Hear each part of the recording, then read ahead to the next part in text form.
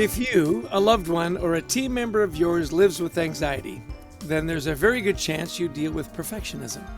Hello, I'm Chester Elton, and this is my co-author and dear friend, Adrian Gostick. Well, thanks, Jess. Yeah, today our guest talks about the side effects of perfectionism on everything from economics to politics to personal success.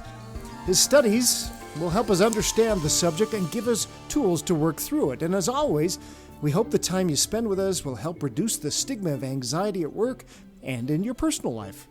And with us today is our new friend, Thomas Curran, professor of psychology at the London School of Economics and author of a landmark study that the BBC hailed as the first to compare perfectionism across generations. His new book is The Perfection Trap, Embracing the Power of Good Enough, coming out August 8th from Scribner. Thomas's TED Talk on perfectionism has received more than 3 million views, and his research has been featured in media ranging from the Harvard Business Review to New Scientist to CNN. Welcome to our humble podcast, Thomas. We are delighted to have you with us. Thanks, Chester and Adrian. It's lovely to be here. Thomas is joining us today from the UK, and I don't think it matters whether we're in the UK or Asia or North America. This idea of perfectionism is everywhere. Now the problem is we think of perfectionism sometimes as this socially acceptable flaw. You know, the job interviews, I remember back in grad school, they'd tell you, now if somebody asks what your greatest weakness is, you say, I'm a perfectionist, which has turned out to be a terrible answer. So you take us through your research of how toxic perfectionism can be and walk us through what you found. Absolutely. So you're absolutely right. The answer to that dreaded interview question, what's your biggest weakness, is typically perfectionism. That's what recruiters tell us. It's probably the most overused cliche in interviews. And I guess we use it for good reason, right? We think that perfectionism is something that holds us up. It's this kind of personality trait that gives us a lot of energy, hyper-functioning and competency. But the opposite is actually true, and the evidence I explore in my book really shows that not only does perfectionism create a lot of psychological difficulties, but it doesn't actually help us perform better. So you get quite a bit of pain for no gain. And to explain why that is, I guess we could take the mental health struggles first. Perfectionists really strive to meet excessively high expectations, high standards, but because those standards are so high, they tend to fall short often and then overcompensate to try to, I guess, make up for that failure. But in doing so, they fail again. And so they set themselves up for a lot of anxiety, a lot of diminished self-esteem. And that cycle of what we call cycle of self-defeat can go into hyperdrive when we meet setbacks from the outside world, where things come in that we just can't control, like stresses and strains. So perfectionism doesn't really help us when it comes to our mental health, because it really sets us up for a lot of negative feelings.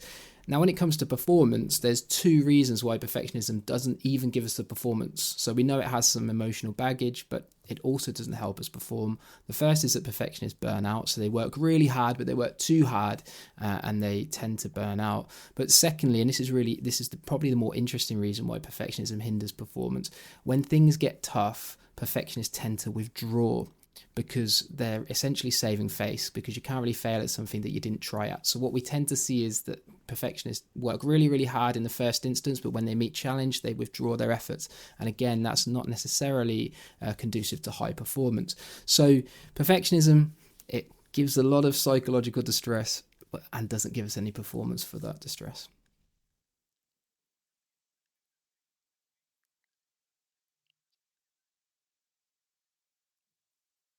That idea, if I can't do it perfectly, I'll withdraw. We'd kind of explored that. It didn't occur to me that it was, and when times get tough, like you're coming into an economic downturn or a merger or acquisition or problems with a coworker, right? You can, all of a sudden, the perfectionisms are the guys that kind of, disappear. It's a wonderful take on it. I'm curious, because you also say that this is the most perfectionist generation we've ever seen. What's driving that? Oh, there's so much going on right now that I think is weighing on people's perfectionism.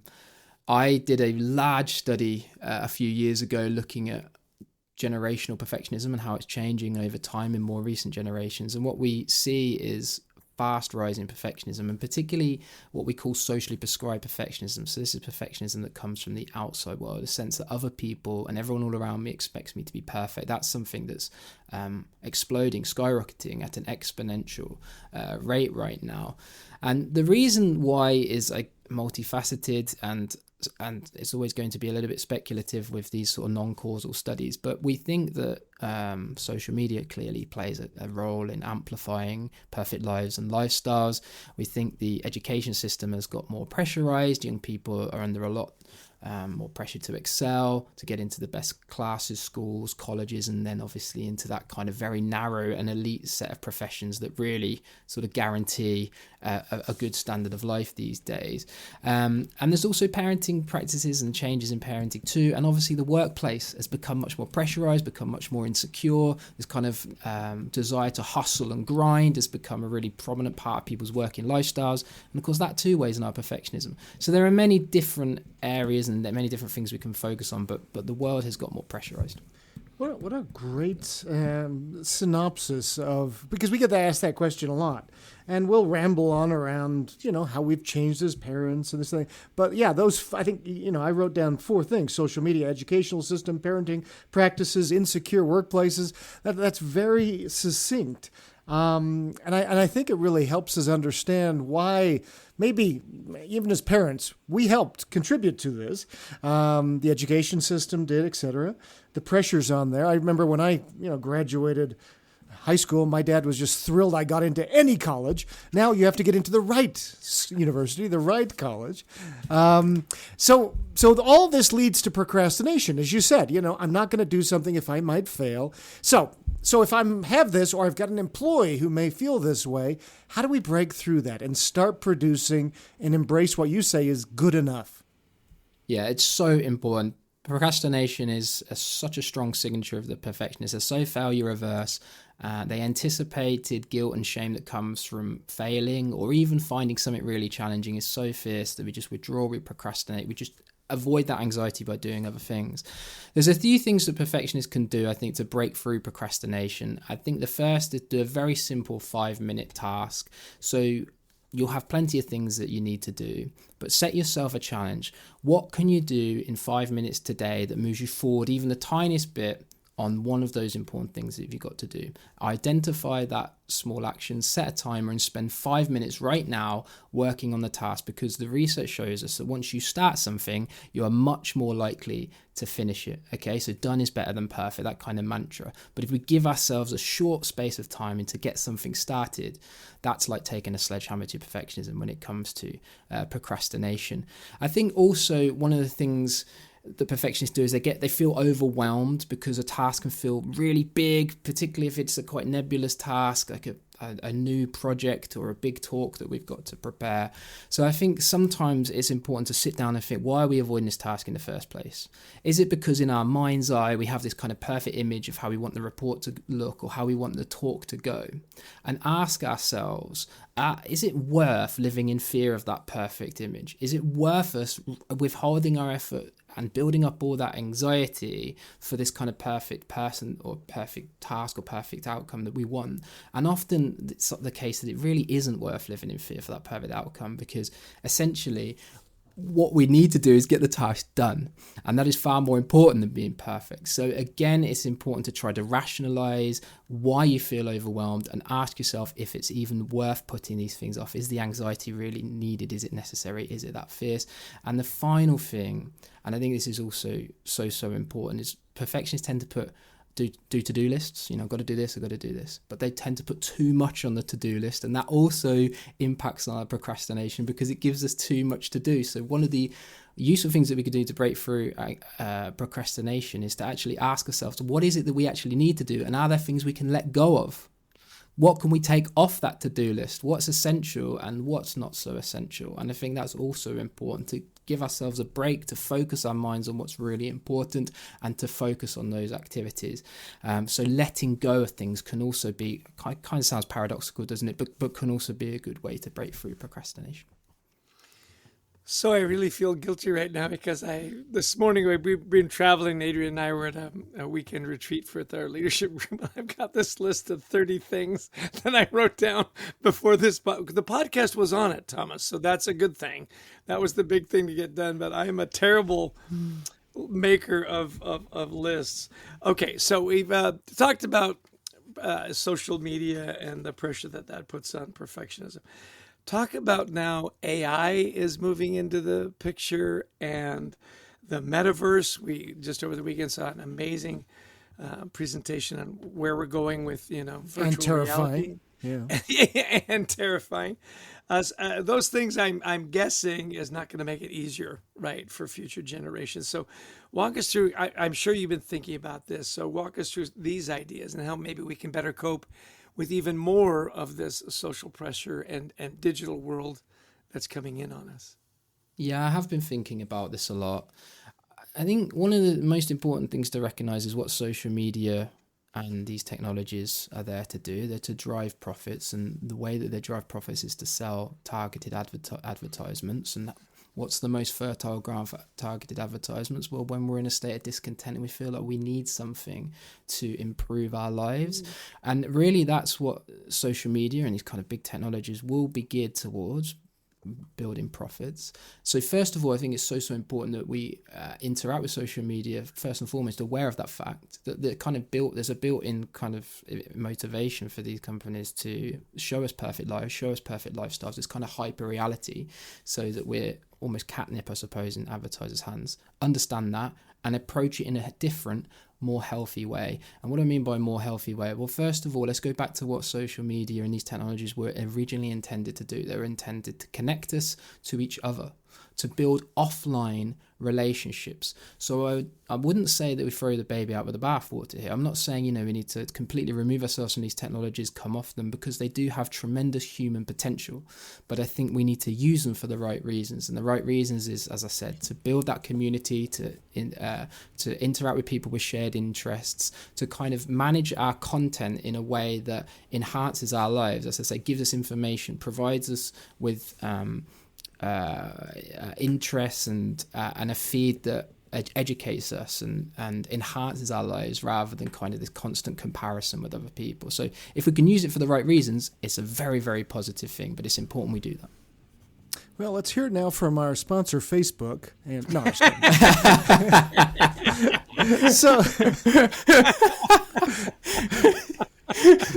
So tell us a little bit about how people can find you, Thomas, and how they find more about your work.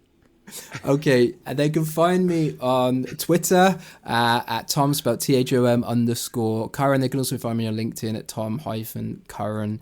And they can also just Google The Perfection Trap. It's my new book, and it's out in all good bookstores. Excellent.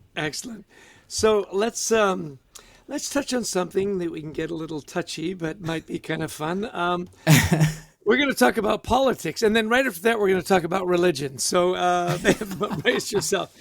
We're in such a divisive, gotcha political world, with no leader ever wanting to admit they've ever made a mistake, ever. You go back to 20 years ago, this gotcha culture.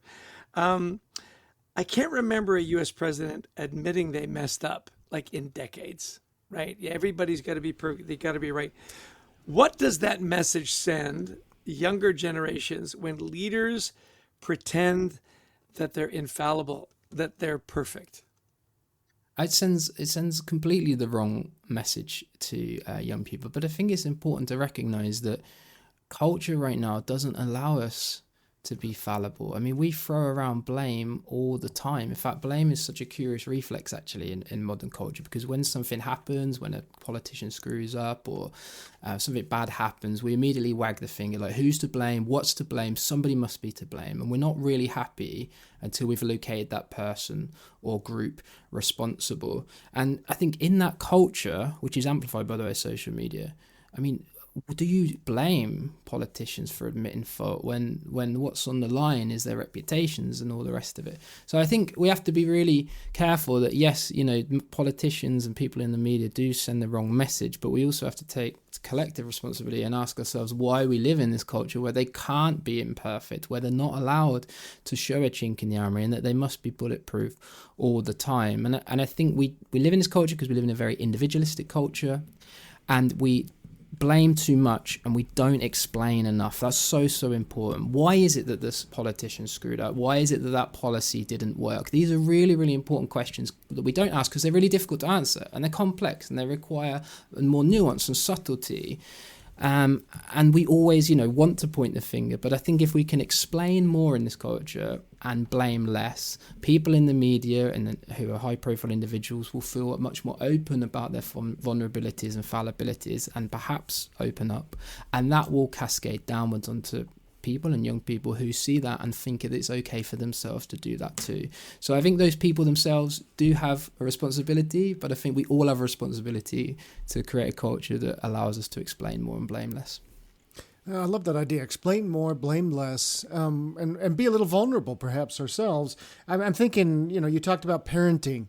Have we talked about our own failures? We typically make ourselves out to be these perfect human beings, and we're counseling our kids or correcting them, and instead of saying, "Oh boy, let me tell you some of the things I messed up with," maybe that's a little more helpful, and as leaders. So perhaps being a little bit more vulnerable too. Yeah, absolutely. And it's so important we do that as parents, as leaders, as people who have any kind of, role models over younger people in particular. But as I say, I think, we can over-individualize this. I think there's a bigger question here about the extent to which our culture allows us to show our imperfections and our vulnerabilities. And for me, that's so crucial, because if we can create that culture together, then all of this stuff loses its power, right? Everybody feels more open and allowed to share their vulnerabilities. And I think that it's an individual problem, but it's also a social problem, I suppose, once. And that's a much better world. Hey, let's get a little individual with you. You're a busy fellow, a professor, writer, author, flying around here, there, and everywhere. We're always interested in the self-care tactics of successful people. This is podcast Anxiety at Work. So how do you keep your mental health healthy where you can thrive? What do you do each day? Well, first of all, thank you for describing me as a successful person. That's very kind. As a perfectionist, I don't see myself necessarily always in those terms. But what I would say, in my own rehabilitation from perfectionism, there's a few things that have helped me. The first one is to just be able to let things go and let life happen rather than trying constantly to happen in life all the time. There are things that we simply cannot control, and we can have goals and aspirations and we can shoot for them, and those are really good things. But we also have to know that we're probably not going to get it on the timeline that we want, and there's probably going to be things that are going to occur along the way: setbacks, heartbreak, health scares. A global pandemic could come out of nowhere and screw everything up, right? It's so important that we allow those things that we can't control in and sit with them, allow that anxiety and that discomfort in, and be able to sit comfortably next to it, knowing that that's just life and life is imperfect. And so letting things go has been really important for me. And within that broad philosophy, the most important thing we can do on a day-to-day basis is be kind to ourselves. Be compassionate to ourselves. When things don't go quite so well, show ourselves kindness. So if we screwed up a presentation, kindness. We didn't get the annual review outcome we wanted, kindness. Don't go out of that office with your boss and berate yourself. How could you have been so stupid? Why didn't you work harder, do more weekends, whatever?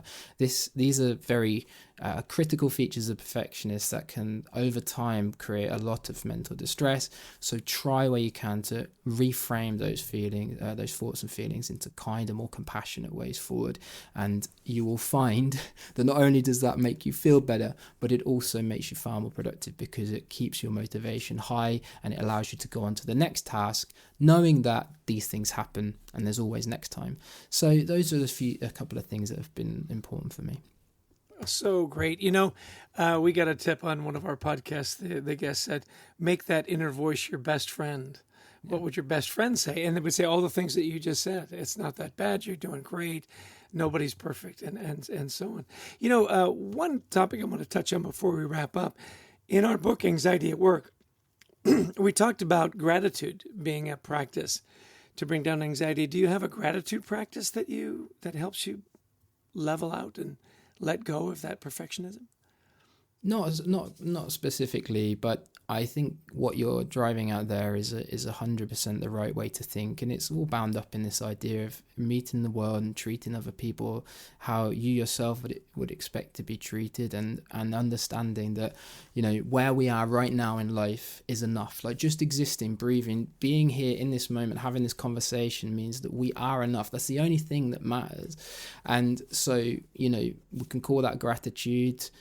For me, I'd call that self-acceptance, but it's so crucial that at all times we are in the moment, accepting and appreciating that this kind of precious, miraculous existence is so precious, and showing gratitude for that, I think, is psychologically very, very positive. Excellent. Okay, so we're in the lightning round here.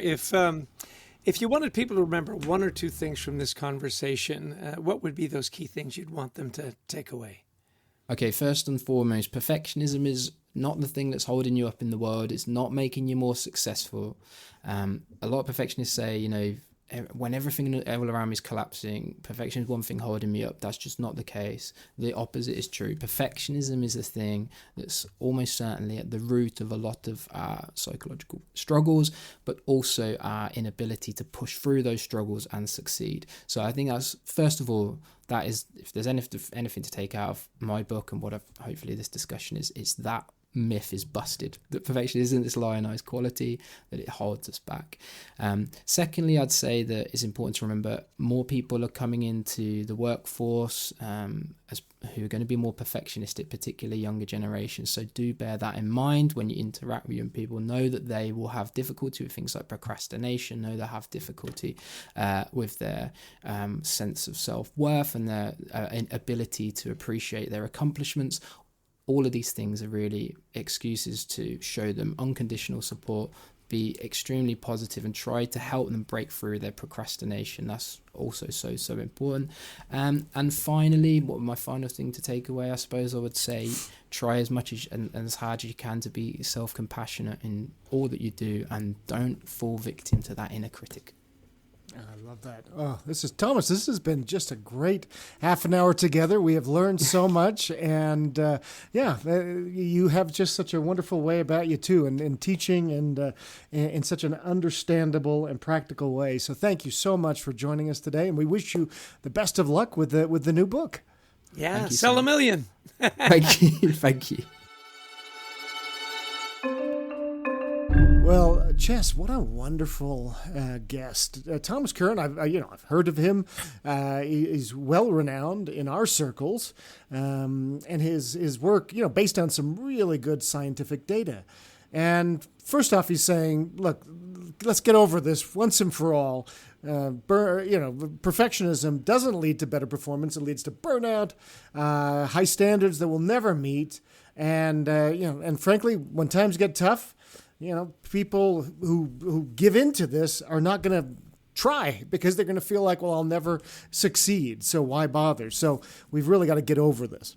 Absolutely. I love that he made it very simple. In my mind, it was, we used to think perfectionism good. He goes, no, perfectionism bad. Right? So just flip that switch. I love the way he talked about socially prescribed perfectionism.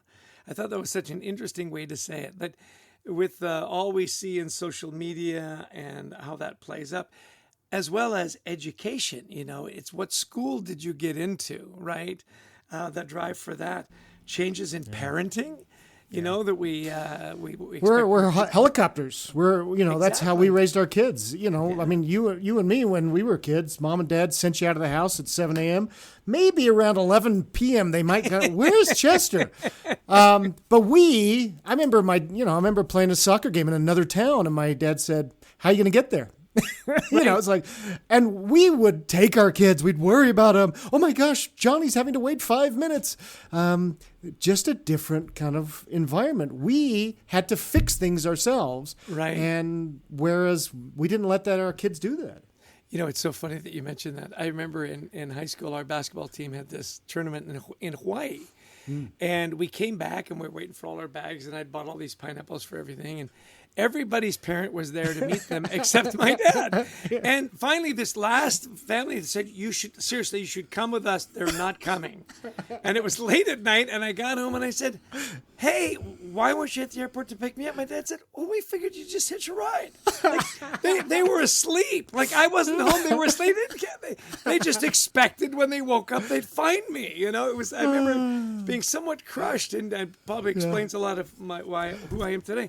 The point is the other point that he made, which I thought was really interesting, was, and the workplace is demanding more and more of this from us, where you and I spend the bulk of our careers.